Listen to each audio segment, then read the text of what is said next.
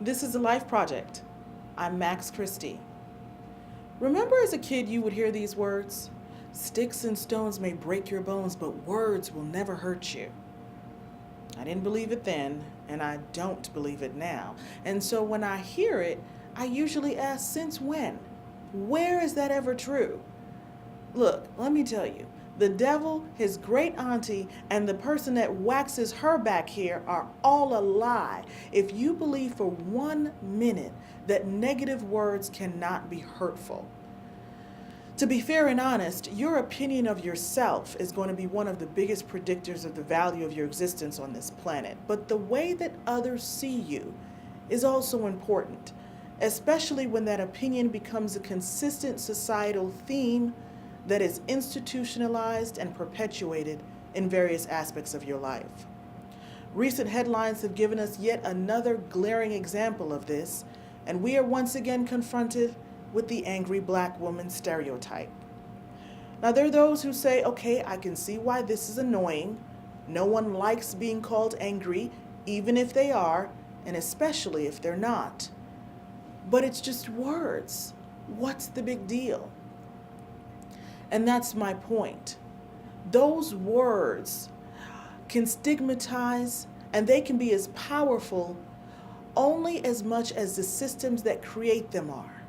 The systems that perpetuate them and consciously or unconsciously use them as a justification to subjugate, to disenfranchise, and to socially promulgate perceived inferiority. So if you're looking at it from a prima facie black and white perspective, being called angry may not seem that bad. But from the perspective of what this type of public reduction and distilling of personhood does to the collective identity of black women, it is a gargantuan, colossal sized deal. Because not only does the label seek to generalize and dehumanize the emotions of an entire demographic of people who may or may not be angry or otherwise emotive about any range of topics, it seeks to invalidate that woman's right, a black woman's right, to be angry, if she even is. Not validating her right to have any emotion she feels, and endowing with that validation the trust that there must be a justifiable reason for the anger, relegates her to a substatus that necessitates the affirmation of another to feel what she feels, if anything at all. Now, this becomes far less of a big deal when a black woman who expresses dissent or creates art that expresses dissent is presumed for her emotional complexity and sophistication to be worthy of the analysis that maybe, just maybe, a more accurate and nuanced term than angry may be apropos. For example, specific, straightforward, frustrated, trapped, tired, pointed. When this and other terms are used, understand that it does have the potential to stigmatize, to invalidate. It does say that you, black women, are not worthy of the time to determine the derivation of your anger. And if you, in fact, have a reason to be angry, or if my opinion even matters. It says it is easier to attach a label and explain away any responsibility of engaging in meaningful, responsive action, and in so doing, confronting any culpability that I may have in why you're angry.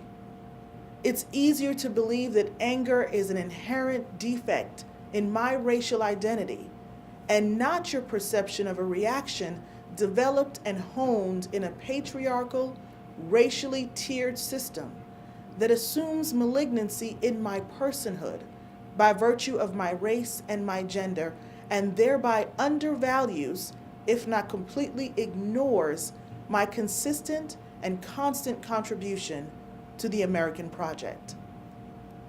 It must be far more comforting to position women who look like me as the embodiment of the sapphire trope, whose expressions can be ignored and silenced by virtue of her irrational and irrelevant anger. so you don't have to address the forced silence and muting of women that look like you. But even with all of this, the perceived angry black woman, well, she is excelling. She's making significant strides in myriad areas, including home ownership, educational attainment, and entrepreneurship. And all of this while simultaneously fearing for her sons, who are doubly vulnerable to crime and to death by police officer. All of this while holding the hands of her man, who is disproportionately impacted by an economy that relegates him to increased levels of and underemployment and misuses government resources to make him a participant in a system of legislated victimhood.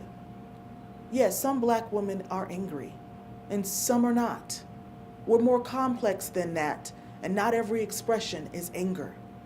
The difference is how those expressions of emotion are perceived, validated, and responded to.